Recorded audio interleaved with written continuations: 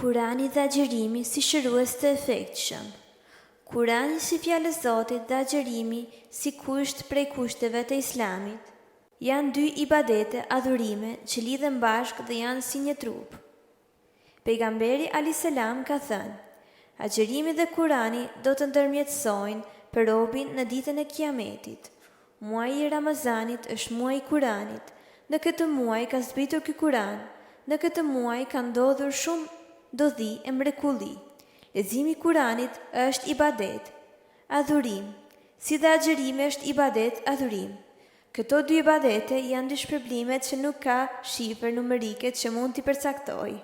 Në një hadith kursi nga Ebu Hurejra, transmetohet se i dërguari i Allahut ka thënë, Allahu i madhëruar ka thënë se çdo punë e birit të Ademit ka 10 deri në 700 të mira, si shpërblim. Përveç agjerimit, ai është për mua dhe unë është përblej për të.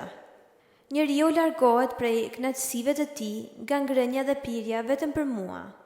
Në Kuran spikatet vlera atyre që lexojnë apo studiojnë fjalën e Allahut fuqiplot. Ata që lexojnë librin e Allahut e falin namazin dhe nga begatit që ne u kemi dhënë, japim fshetazi dhe haptazi, ata shpresojnë në një fitim që kur nuk humbet. Që ai Allahu t'ju plotësoj shpërblimin e tyre dhe do t'ju shtoj nga mirësia e tij. Vërtet, ai është mëkatfalës dhe shumë mirënjohës. Transmeton Ebu Umame, Allahu qoftë i kënaqur me të, se pejgamberi sallallahu alaihi wasallam ka thënë, lexojeni Kuranin sepse ai do të vijë si ndërmjetësues për ata që lexojnë atë, muslimi. Uthmani Allahu qoftë i kënaqur me të, ka thënë, sikur zemrat tona të ishin të pastra, nuk ishin për të ngopur nga fjalët e Allahut. Vërtet Kurani ka një lidhshmëri të fuqishme me muajin e Ramazanit, sepse në këtë muaj ka zbritur. Ramazani është muaj në të cilin u shpall Kurani, udhëzim për njerëzimin, shenjë qartë për të gjykuar dhe dalluar të keqen nga e kota. Prandaj, kushdo që arrin këtë muaj, le të agjeroj. El Bekarin 185. Ibn Mesudi transmeton nga Muhamedi, paqja dhe lavdërimi i Allahut qoftë mbi të, se ka thënë, kush lexon Kur'an për çdo gërm, ka nga 10 sevape.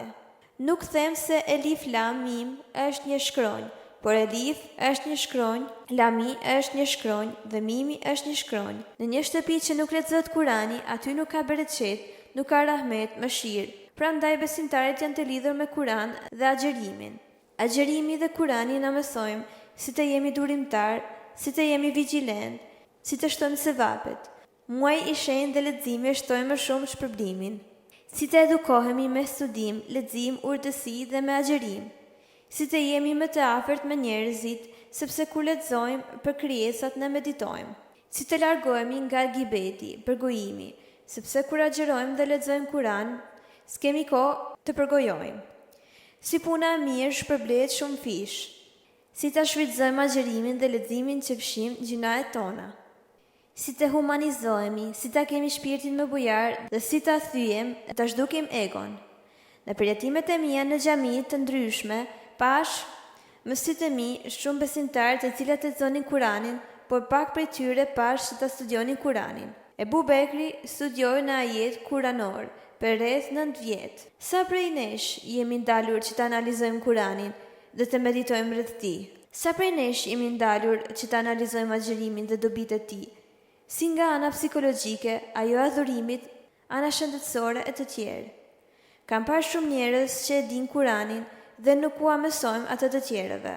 Ibn Mesudi transmeton nga Muhamedi, paqja dhe lavdërimi i Allahut qofshin mbi të, sa ai ka thënë, kush e lexon Kuranin për çdo gërm, ai ka 10 sevape. Nuk them se Elif Lam Mim është një shkronjë, por Elif është shkronjë, Lami është një shkronjë dhe Mimi është një shkronjë. Agjerimi për disa ishte kthyer në uri. Dhe kur dëgjoja fjalë, përgojime e blasfemi, kur shanin e ofendonin, asnjëherë se mendonte se po agjeronte.